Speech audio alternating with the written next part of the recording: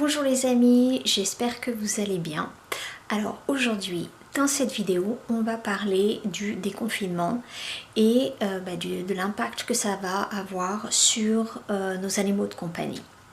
Alors avant qu'on commence, si vous n'êtes pas encore abonné à la chaîne, vous pouvez cliquer sur le bouton rouge en bas de la vidéo.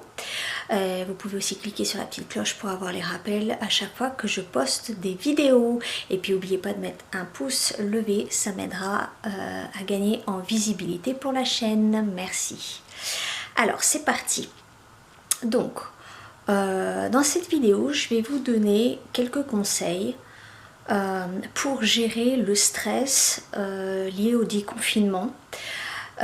Donc le stress de nos animaux de compagnie. Vous êtes sûrement resté de longues semaines avec votre animal de compagnie.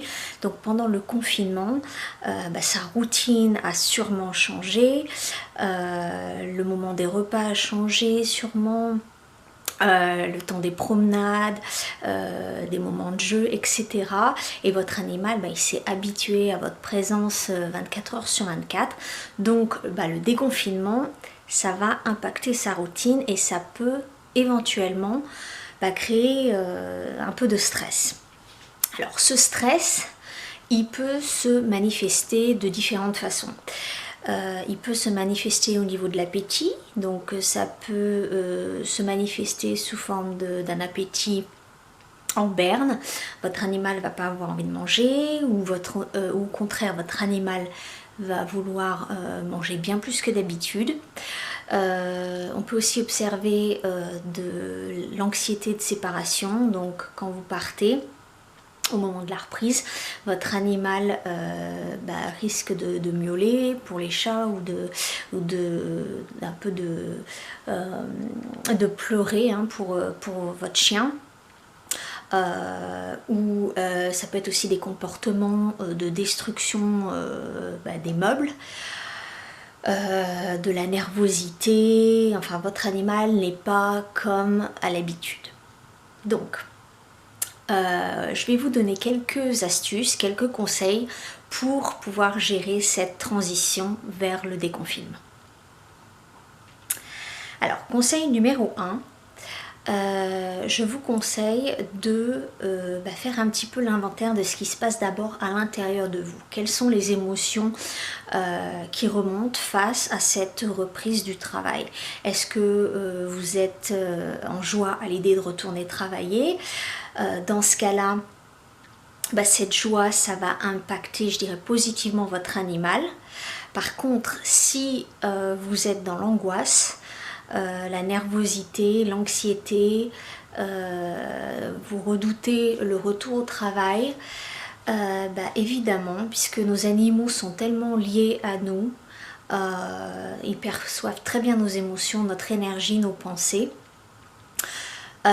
Et forcément, votre énergie va l'impacter comme une éponge.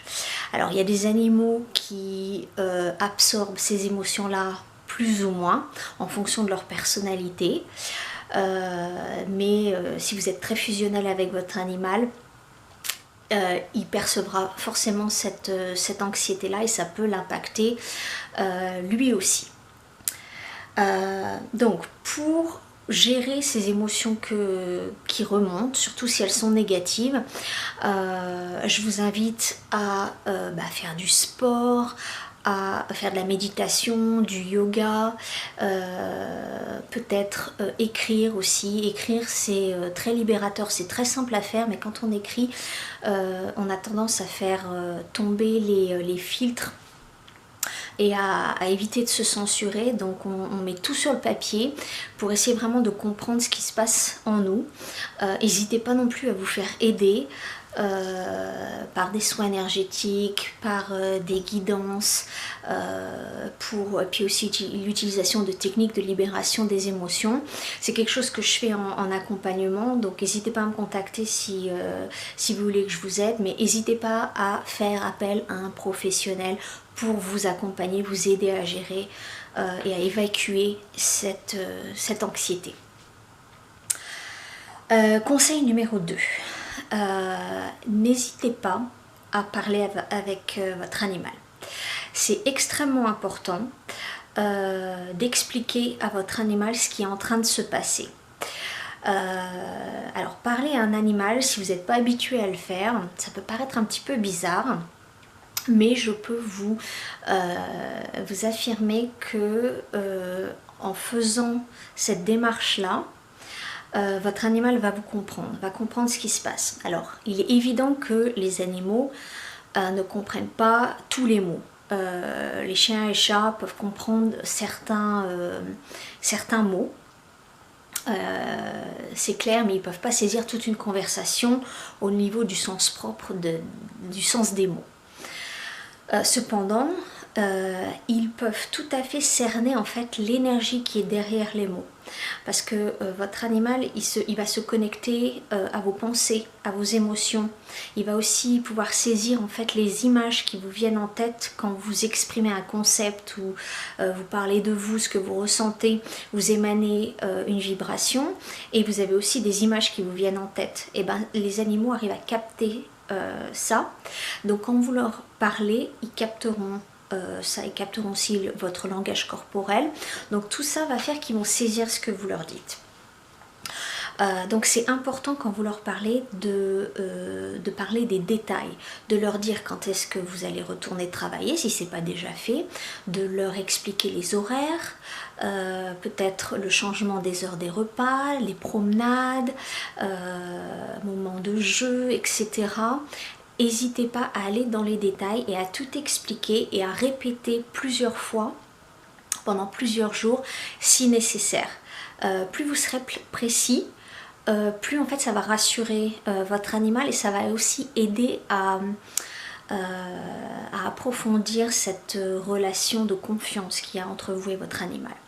Alors après c'est évident que si vous leur dites des choses et que la réalité est différente, ça peut les perturber. Donc si vous leur dites quelque chose et que vous ne respectez pas ce que vous leur dites, là ça va casser en fait la confiance qu'ils ont en vous. Donc si je sais pas, pour une raison ou pour une autre, vous ne pouvez pas respecter certains engagements que vous avez partagés avec votre animal, encore une fois, parlez lui, expliquez-lui ce qui s'est passé, la raison pour laquelle vous n'avez pas pu respecter telle ou telle chose, et essayez de rattraper l'affaire en compensant par peut-être un moment privilégié avec lui. Mais l'important c'est d'expliquer.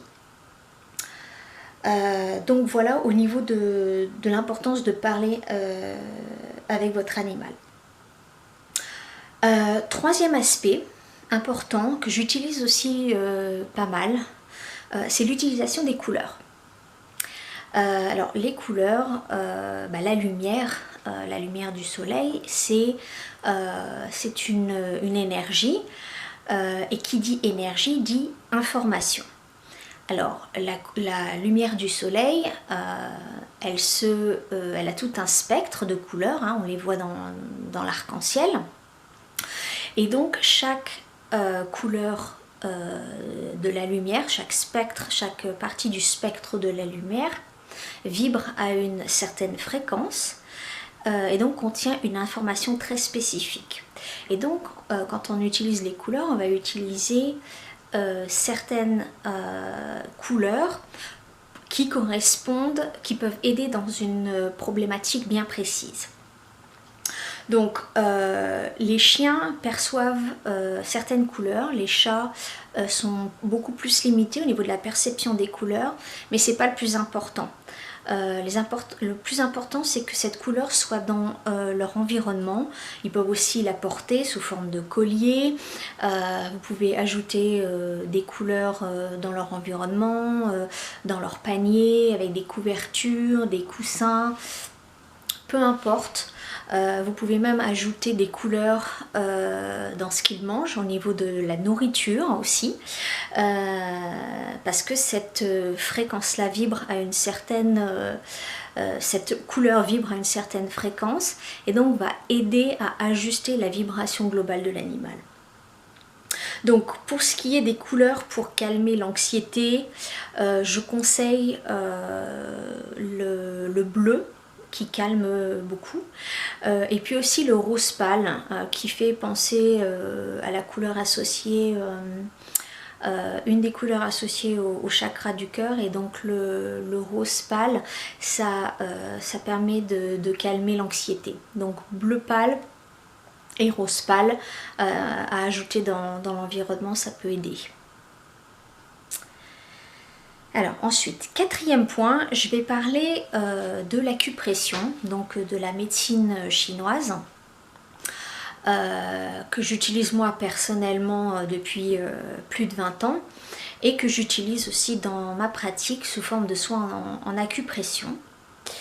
Alors juste pour vous donner un aperçu de l'utilisation de la médecine chinoise chez les animaux, en Orient, la médecine chinoise vétérinaire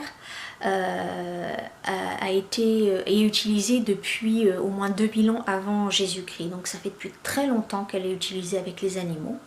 Donc moi j'utilise spécifiquement l'acupression. Donc c'est-à-dire je n'utilise pas les aiguilles, j'utilise simplement la pression sur certains points du corps. Donc en fait, pour simplifier les choses, la médecine chinoise, c'est l'utilisation spécifiquement l'acupression, l'acupuncture, c'est basé sur le principe que quand on est en bonne santé, ça veut dire que le qi, qui est l'énergie vitale, circule bien dans le corps. À partir du moment où il y a un problème, que ce soit émotionnel, mental ou physique, ça veut dire qu'il y a un blocage du qi quelque part. Et donc en utilisant certains points sur le corps, certains points avec des propriétés spécifiques, on peut aider à enlever ces blocages. Alors je vais vous montrer les points sur ma chienne Tika. Je vais vous en donner 3. Alors le premier, c'est entre les deux yeux, juste ici, entre les deux yeux. Voilà, ici. Donc vous massez légèrement, il n'y a pas besoin d'appuyer fort, et vous massez pendant environ 1 minute. Le deuxième point se situe au sommet de la tête, à peu près à cet endroit-là. Alors en fait ce qu'il y a, c'est qu'il faut bien repérer les canaux auditifs, ici, et vous remontez comme ça en ligne droite au sommet de la tête, et vous avez le point ici, encore une fois à stimuler doucement pendant environ 1 minute. Et le troisième point se situe le long de la colonne vertébrale, au niveau du sacrum. Donc vous repérez les hanches de votre animal, ici. Et le sacrum se situe vraiment le long de la colonne vertébrale, entre les hanches. Ici, c'est un endroit qui est assez plat, en bas du dos. Et vous massez légèrement. Voilà, Tika ici apprécie particulièrement. Donc c'est un point qui est très calmant pour le système nerveux. Donc là vous pouvez gratouiller, vous pouvez stimuler aussi toute la partie du sacrum comme ça et masser légèrement. Et 5, j'ai regroupé dans cette partie-là quelques autres approches que vous pouvez combiner avec les précédentes ou entre elles. C'est des techniques, c'est des thérapies que j'utilise aussi pour moi et mes animaux, et avec mes clients aussi. La première, c'est les cristaux. Alors je vous en recommande 2 qui marchent plutôt bien. Le premier, c'est le quartz rose, qui travaille beaucoup au niveau d'apaiser la nervosité. Ça marche bien avec l'anxiété de séparation. Et puis la deuxième pierre, c'est la lépidolite, qui est une pierre violette qui contient du lithium et qui marche vraiment très très bien pour apaiser les grosses angoisses. Donc je ne vais pas trop rentrer dans tout ce qui est utilisation des cristaux. Si vous avez des questions, vous pouvez me contacter en privé ou mettre un commentaire sous la vidéo. Les étapes principales avant d'utiliser les cristaux, c'est de les purifier d'abord. Ensuite, c'est de les programmer. et ensuite de les placer dans l'environnement de votre animal, là où il reste le plus souvent. Alors, pour des raisons de sécurité et que votre animal ne l'avale pas, assurez-vous que la taille n'est pas trop petite, surtout si je pense plutôt aux chiens, ont tendance à avaler des objets. Donc prenez des gros cristaux ou alors mettez-les dans un endroit où ils ne peuvent pas les attraper, les manger. Donc quartz rose et l'épidolite. Et puis, point important, n'oubliez pas de purifier vos cristaux régulièrement pour les décharger en fait et les recharger pour qu'ils continuent à être efficaces. Deuxième point important, c'est l'exercice physique et tout ce qui est moment de jeu.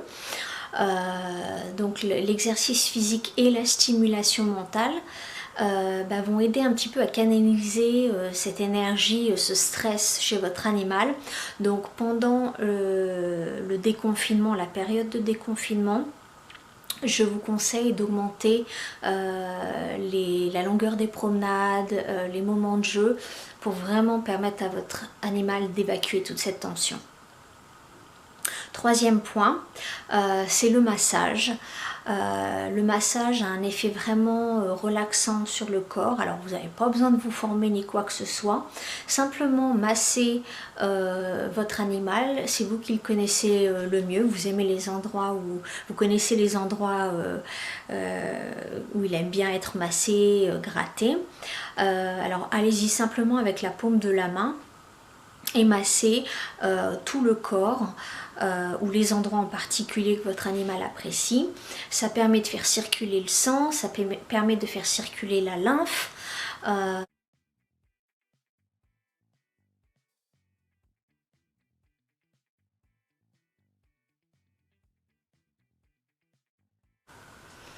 Pour terminer, je vous conseille l'huile essentielle de lavande qu'on connaît tous, qui aide vraiment à la relaxation du corps et de l'esprit. Donc vous pouvez l'utiliser très simplement dilué dans l'eau, en diffuseur, et ça peut vraiment vous aider vous et votre animal. Juste une petite note, je ne recommande pas l'utilisation d'huile essentielle en topique ou en ingestion. C'est quelque chose qui peut se faire, mais il faut que ce soit fait sous la guidance d'un professionnel en aromathérapie pour les animaux. Et les chats sont extrêmement sensibles aux huiles essentielles, donc juste en dilution dans un diffuseur, ça peut déjà grandement aider. Et puis pour terminer cette vidéo, il y a deux autres thérapies que je recommande et que je pratique moi-même. Ce sont la communication animale. Ça peut vous aider à comprendre ce qui se passe exactement avec votre animal et ce dont il a besoin. Et puis les soins énergétiques aussi qui peuvent grandement apaiser tout ce qui est nervosité, tension mentale, tension physique. Voilà, vous pouvez les utiliser encore une fois en combinant plusieurs approches. En général, ça crée une synergie qui peut être très bénéfique à votre animal. Voilà, j'espère que cette vidéo vous aura été utile. Si vous avez des questions, n'hésitez pas à les mettre en commentaire sous la vidéo. Sinon, moi je vous souhaite un bon déconfinement et je vous dis à très bientôt dans une autre vidéo.